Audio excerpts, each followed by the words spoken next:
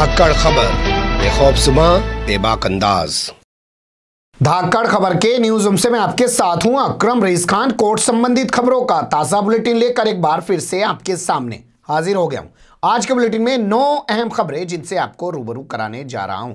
लेकिन आगे बढ़ने से पहले छोटी सी अपील है जी, क्या करें, सारे काम यहाँ खुद ही करने पड़ते हैं। रवीश कुमार का चैनल तो है नहीं। अगर आप लोगों को लगता है कि स्वतंत्र पत्रकारिता के क्षेत्र में धाकड़ खबर अपनी जरा सी भी भूमिका निभा रहा है, आज मैं उर्दू के किसी शब्द का प्रयोग नहीं कर रहा हूं, अगर आपको लगता है कि स्वतंत्र पत्रकारिता के क्षेत्र में धाकड़ खबर अपनी जरा सी भी भूमिका निभा रहा है, तो आप लोग हमारी आर्थिक मदद कर सकते हैं डिस्क्रिप्शन में दिए गए लिंक पर क्लिक करके या डिस्प्ले पर दिखाए जा रहे फोन पे या पेटीएम नंबर के जरिए। शुरुआत करते हैं बुलेटिन की और चलते हैं पहली खबर की तरफ।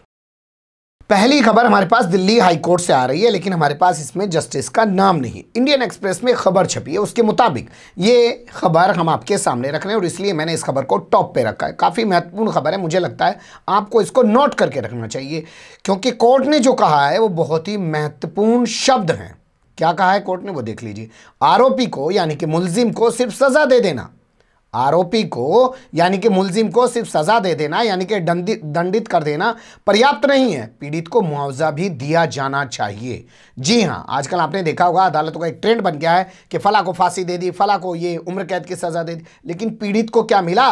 भाई मैं हमेशा ये कहता हूं, मेरे घर में चोरी हो गई, चोर चुरा के ले गया, मैंने कहा पुलिस ने पकड़ के उसको जेल में डाल दिया, मुझे क्या मिला? मेरा माल बरामद हुआ? लाखों का लूट जाता है, लोगों के घरों में करोड़ों का माल लूट जाता है और उनको कुछ बरामद नहीं होता। पुलिस किसी 2-4 चोरों को पकड़ के उठा के जेल में डाल देती है और कोर्ट उनको सजा सुना देती है। तो ये काफ़ी महत्वपूर्ण टिप्पणी है, दिल्ली हाई कोर्ट के जस्टिस की ओर से टिप्पणियां की गई हैं। सीआरपीसी जानते हैं ना, अब एक तो होता है आईपीसी, एक होता है सीआरपीसी। पुलिस की जुडिशरी की जो वर्किंग चलती है वो सीआरपीसी में चलती है और आईपीसी के तहत वो तमाम सजा सुनाते हैं, तमाम दंड का प्रावधान है।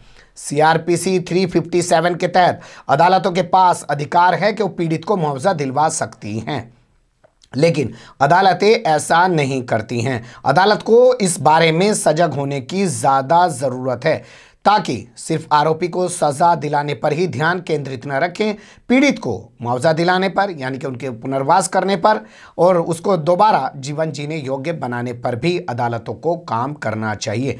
मुआवजे का जो निर्धारण है वो आप समझ लीजिए कैसे हो सकता है कि जो अभियोजन चला है यानी कि जो मुकदमा चला है उसमें जो हर जगह खर्चा तमाम चीज़ें हुई हैं उसके आधार पर हो सकता है जो आरोपी है यानी कि जिसको सज़ा सुनाई जा रही है उसकी औकात, उसकी हैसियत देखी जा सकती है, उसके तहत मुआवजा दिया जा सकता है। अगर मान लीजिए उसकी औकात भी नहीं है, उसकी हैसियत भी नहीं है कि वो मुआवजा अदा कर सके, तो जो पीड़ित राहत कोष बना हुआ है सरकार के पास उससे पीड़ित को मुआवजा दिलवाया जाए। ये बहुत बड़ी खबर है, मुझे लगता है इस पे जितनी चर्चा होनी चाहिए और बारीकी से इसके जितने सारे पहलू आपके सामने आने चाहिए वो हम कोशिश करेंगे किसी रिटायर्ड जज से बात करने की या किसी काबिल वकील से बात करने की और इन पहलुओं से आपको रूबरू कराएंगे, क्योंकि यहाँ कोर्ट बुलेटिन में तमाम चीज़ों पर जिक्र नहीं किया जा सकता। अगली खबर का रुख कर लेते हैं।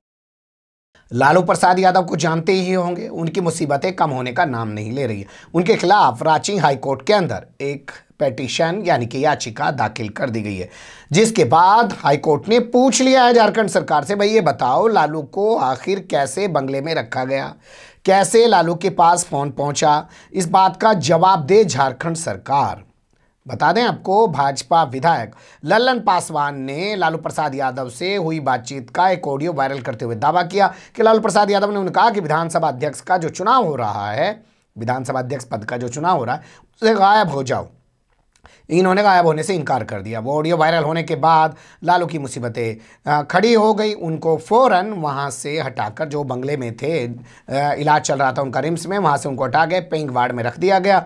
अब कोर्ट ने इस पर भी पूछा, भाई ये बता, पहले पेइंग वार्ड से निकाल के बंगले में रख दिया, डायरेक्टर के, जो रिम्स का डायरेक्टर है वो रह रहा होटल में, और फिर वहाँ से उससे निकाल के बंगले से फिर ले आके उसको पेइंग वार्ड में रख दिया, तो क्यों ऐसा किया गया है और उनके पास फ़ोन आखिर कहाँ से आई? ये तमाम सवाल पूछे हैं, इनका जवाब झारखंड सरकार को देना होगा। एक जनहित याचिका दाखिल की गई है, उसके बाद ये सवाल अदालत ने सरकार से पूछे हैं। अगली खबर का रुख कर लेते हैं।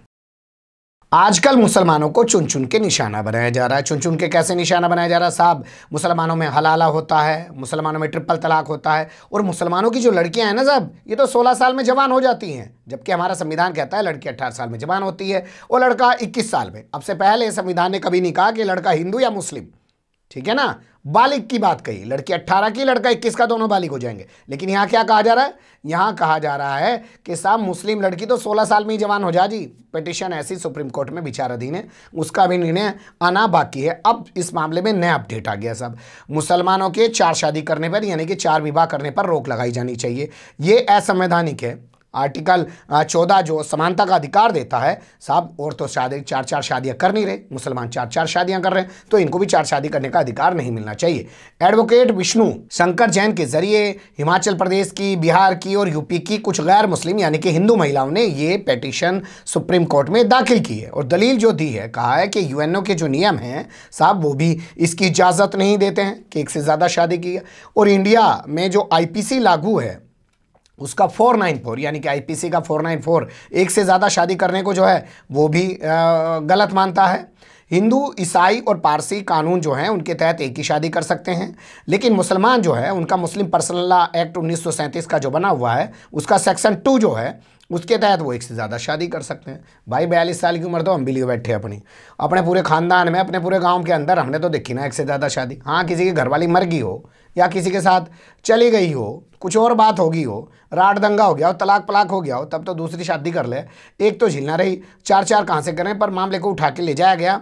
तो अब देखेंगे इसमें कोर्ट करता क्या है। हिमाचल प्रदेश की रहने वाली महिला हैं काशिका शर्मा, बिहार की रहने वाली महिला हैं उनका नाम है उषा सिन्हा, यूपी की रहने वाली जो महिला हैं उनका नाम है किरण सिंह। उनके अलावा कई और महिलाएं हैं जिन्होंने इन वकील महोदय के जरिए ना जी पिटीशन दाखिल करी सुप्रीम कोर्ट में। अगली खबर की ढविया चल लें। मास्क न लगाने वालों के खिलाफ गुजरात हाई कोर्ट ने जो फैसला सुनाया था उस पर सुप्रीम कोर्ट ने रोक लगा दी है। पहले आपको बता देते हैं गुजरात हाई कोर्ट ने क्या फैसला सुनाया था। गुजरात हाई कोर्ट ने 2 दिसंबर को कहा कि साहब जो मास्क नहीं लगा रहा ना वो अपना ही नहीं समाज का भी नुकसान पहुंचा रहा है। ऐसे लोगों का चालान मत करो, उनसे जुर्माना मत लो, हर्जाना मत लो, उन लोगों को पकड़ो, उन लोगों को लेके जाओ जो नॉन कोविड मेडिकल सेंटर बने हुए हैं जहाँ पे मरीज भर्ती हैं, वहाँ पे उसने दिन में 4 से 6 घंटे काम कराओ, 5 से 15 दिन तक ऐसा उनसे काम कराओ।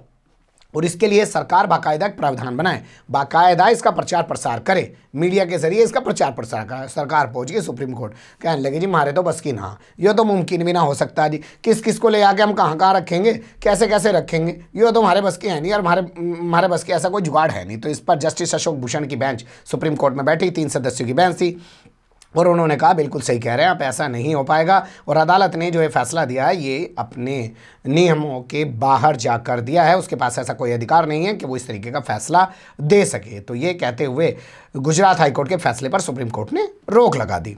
अगली खबर का रुख कर लेते हैं। बाबरी मस्जिद के नाम पर अयोध्या में एक मस्जिद बन रही है, मामला तो आप जानते ही होंगे, जिसको लेकर Indo Islamic cultural foundation trust बनाया गया है।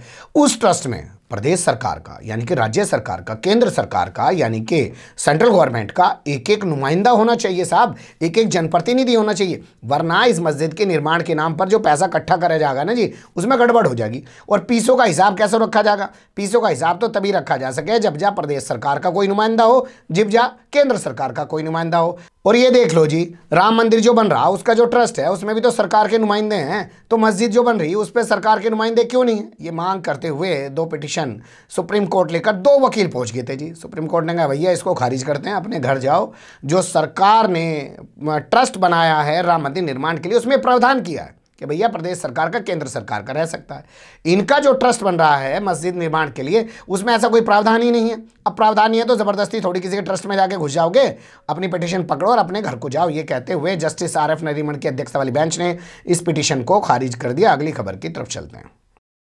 किसानों के खिलाफ सुप्रीम कोर्ट में पिटीशन दाखिल की गई है। क्या मामला है जान लीजिए। शाहीन बाग याद होगा ना, सड़क रोक के बैठ गए जी, 2.5 किलोमीटर दूर पुलिस ने बैरिकेडिंग कर दी। वही हाल ठीक इस वक्त हो रहा है। आप जब जाएंगे टिकरी बॉर्डर पे, सिंधु बॉर्डर पे जो दिल्ली में 3-3 किलोमीटर दूर पुलिस ने रोक रखा सबको, 3-3 किलोमीटर दूर किसान बैठे, उससे पहले बैरिकेडिंग कर दी। अब लोग परेशान हैं। लोग परेशान हैं तो जैसे शाहीन बाग वाले मामले को लेकर सुप्रीम कोर्ट जा रहे थे वैसे ही अब यहाँ भी पहुँच गए। सुप्रीम कोर्ट पहुँच गया है और एक मामला और उसमें PIL दाखिल कर दी गई है। कहा है कि दिल्ली की सीमा पर डटे किसानों को वहाँ से फौरन हटाया जाना चाहिए। साहब अगर उनको नहीं हटाया तो कोरोना महामारी फैल सकती है, लाखों लोग मर सकते हैं। क्योंकि किसान जो हैं बड़ी तादाद में दिल्ली की सीमा पर डट गए। यही नहीं, उनके डटे रहने की वजह से रास्ते बंद हो गए जी, आने जाने में घड़ी दिक्कत हो रही, तो उनको हटाया जाना बहुत ज़रूरी है। इसलिए एक पिटीशन सुप्रीम कोर्ट में दाखिल की गई है, लेकिन बड़ा आधार कोरोना को बनाया गया। बता दें आपको, आज की ताज़ा खबर है कि वैक्सीन लगाने के बावजूद जो स्वास्थ्य मंत्री है हरियाणा का, वो कोरोना पॉजिटिव हो गया भाई। समझ रहे हैं नहीं? तो डॉक्टर कह रहे हैं एक से भला ना होने का, दो वैक्सीन लगानी पड़ेगी जी।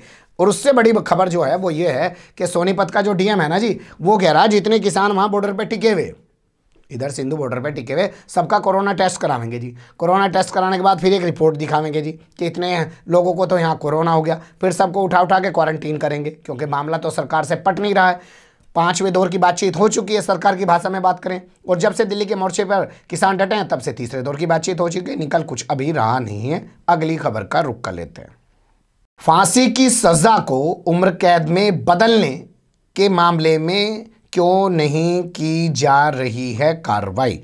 जी हां, ये मामला पंजाब के सीएम रह चुके बेअंत सिंह और उन समेत 16 लोगों के मारे जाने से जुड़ा हुआ है। इस मामले में आरोपी जो है वो पंजाब पुलिस का एक सिपाही था, है जो पिछले 25 साल से जेल में है। नाम है उसका राजू आना। उसको फांसी की सजा अदालत ने सुना रखी, लेकिन भाई जिसका यार दरोगा उसे किसकी परवाह। जैसे आपने देखा होगा, राजीव गांधी के जो हत्यारे हैं वो पैरोल पे घूम रहे हैं, उन्हें तो आज लो फांसी हुई ना।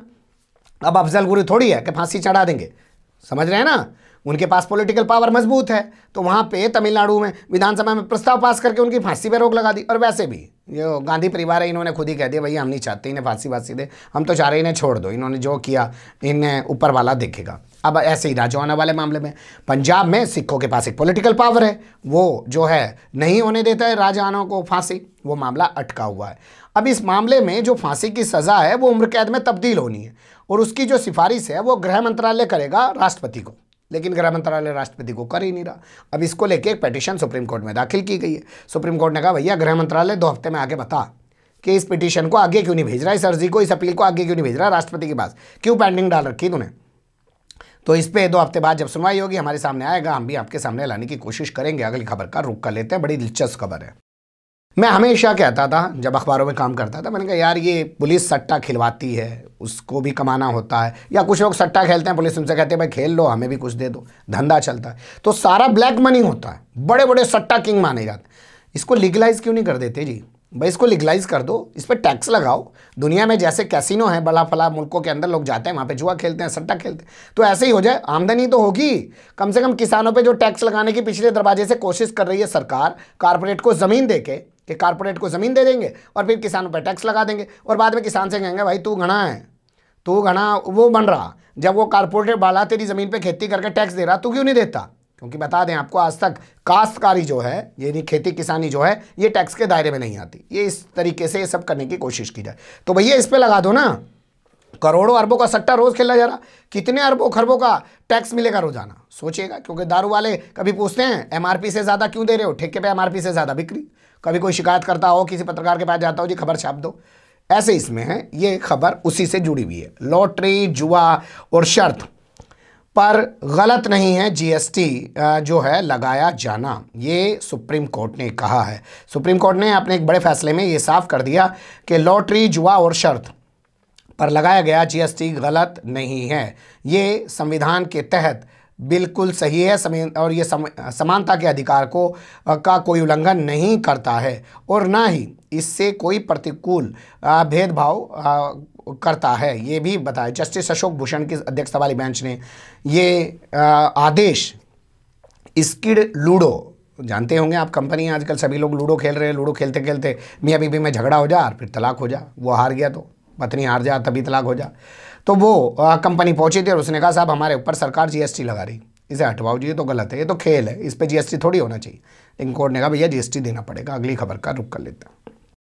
ये इस बुलेटिन की आखिरी खबर है, काफ़ी महत्वपूर्ण खबर है, इस पर आपको ध्यान देना चाहिए। सुप्रीम कोर्ट के आदेश की प्रति दिखाए यूपी सरकार, वरना 27 करोड़ रुपए जमा करे। ये सख्त टिप्पणी उत्तराखंड हाई कोर्ट से जुड़ी हुई आ रही है।